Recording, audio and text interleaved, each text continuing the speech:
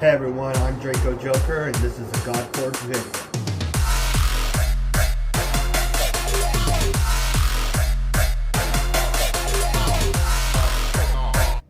I'm sure you've heard of Raid Shadow Legends and Watcher of Realms, but have you heard of Godforge? One of the founders is none other than Hell Hades himself. And I also got the opportunity to play in Wave 2 and 3 of the Alpha. I was like everybody else. I was excited at 3 p.m. UTC when Godforge ended up going live for the Alpha 3. And I ended up, at about 100, 110, I ended up getting Zeus. I ended up going to 120. And obviously, like everybody else, I ended up having a wall there. So then what I ended up doing was I ended up getting the Thunderbolt. I leveled it to 40, and then I put it on Zeus, and then I believe it was the Beowulf imprint on the Thunderbolt. I took Zeus, Achilles, Guan Yu, Shishi, and Bryn into 120. Like, I had a little struggle. Took me about 10 attempts. But then I ended up getting past it. And then when I hit about 122, I had to farm a little bit of gear. Once I got the gear and got that sorted, I ended up DPSing my way up to 142. And as many people, if you've played in any of the alpha waves, 142 is another wall. 142, it took me, 20 attempts, roughly. And what I ended up having to do was I had to actually level up 3 of my heroes to level 60.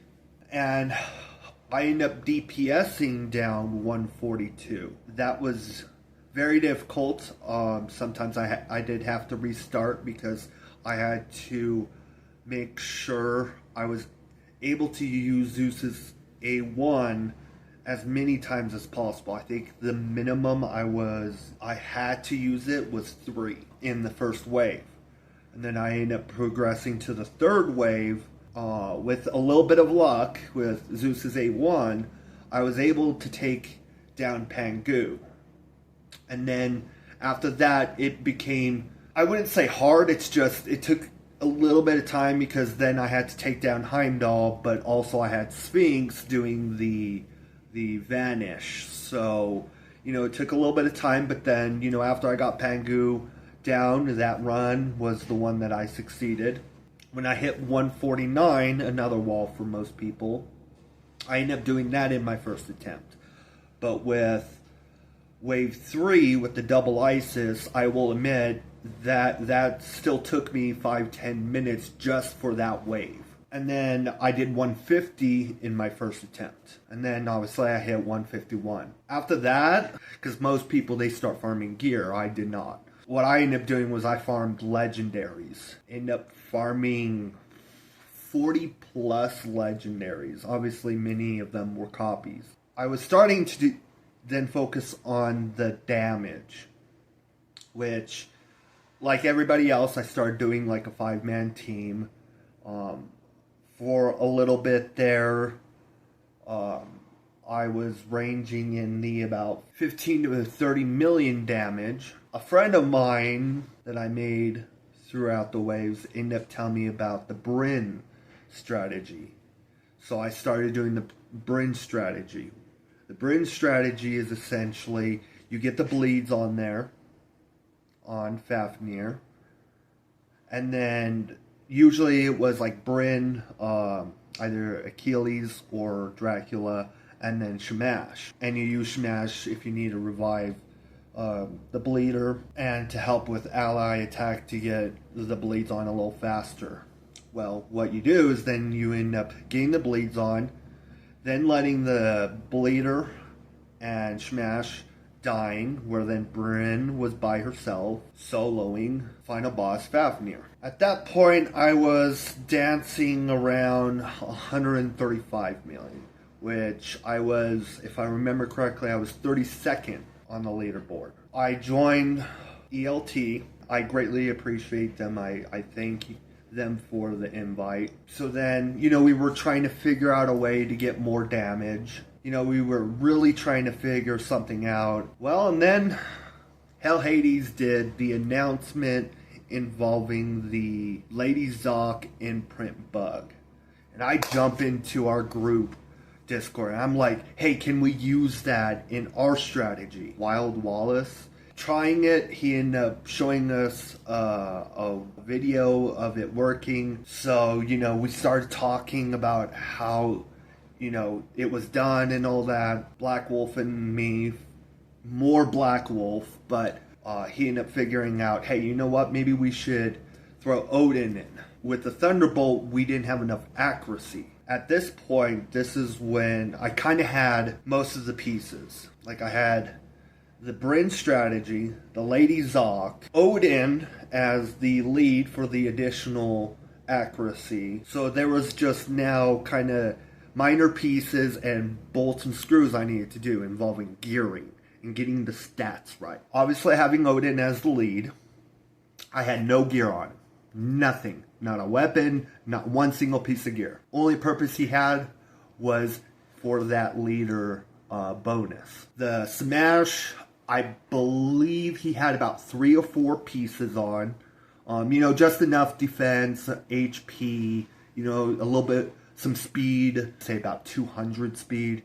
But, enough HP, defense, enough stats to keep him alive and going for the length I needed him to. And then I ended up having Achilles fully built to survive the length I needed him to get the 11 stacks of bleed on Fafnir. With Bryn, I ended up doing about 50k health. I knew defense that Bryn's shield was scaled off her defense. I knew her damage was scaled off her defense.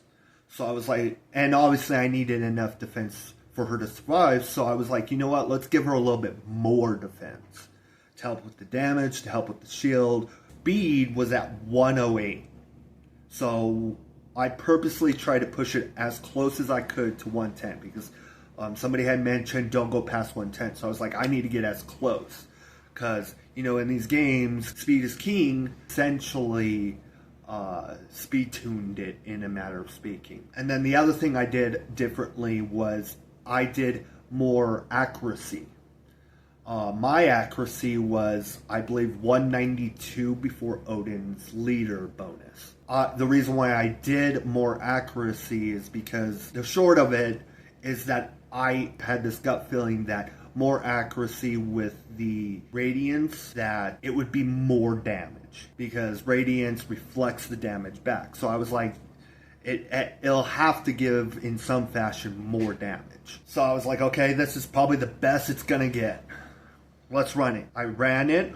Well, Odin, he died for first turn. I ended up getting the bleeds on, and Achilles and Shamash died before turn 28. After they died, I was able to put on auto, and I just let it run. Black Wolf had already done his run. By turn 300, I was at 315 million. And that was the point. He was like, you have more than me. You're going to have a bigger number than me. And I was like, I started checking. I was like, no way. No way. Because Black Wolf at this point was number 1 on the leaderboard.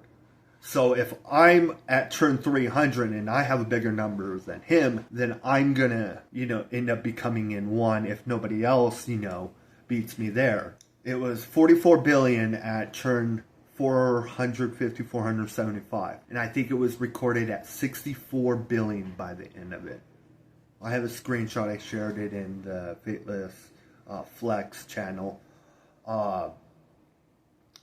And I literally, just left it on the final score screen. No, because I never expected to win. This is my first competition.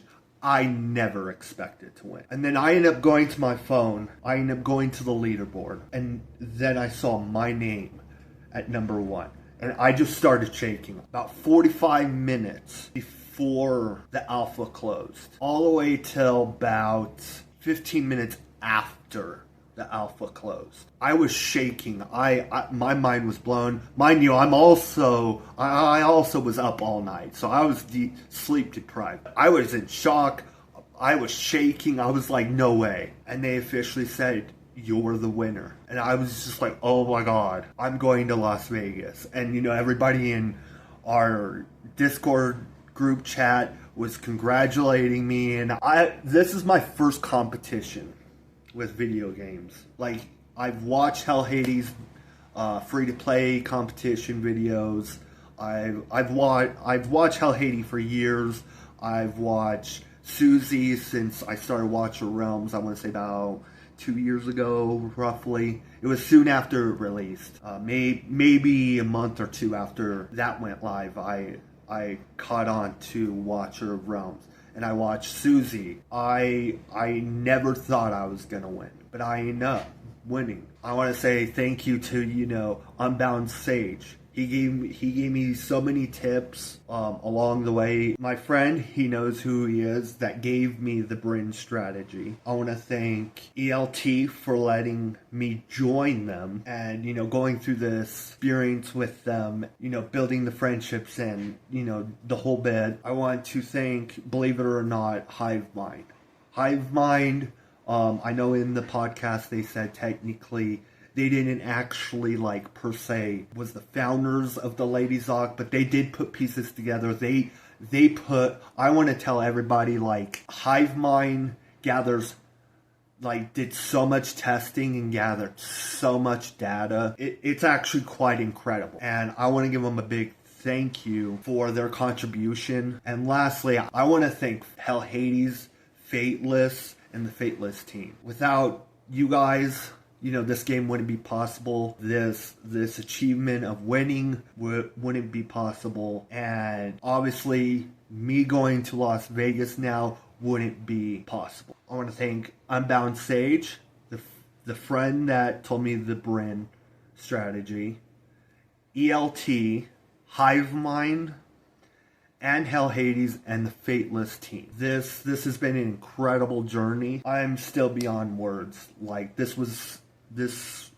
such a blast. Being able to experience this, and not just experience this, but win the damage portion of it, I'm truly honored. So, one thing I want to ask is, anybody that watches this, what was your guys' favorite part of Alpha 3 if you took part in it? Was it the race? Was it the star challenge? Was it the damage contest against Fafnir? And why? Why, whichever one's your favorite, why is it your favorite? You know, in the comments below, feel free to, you know, answer those questions, but also if there's an experience that you guys want to share, I would love to hear it. So until next time,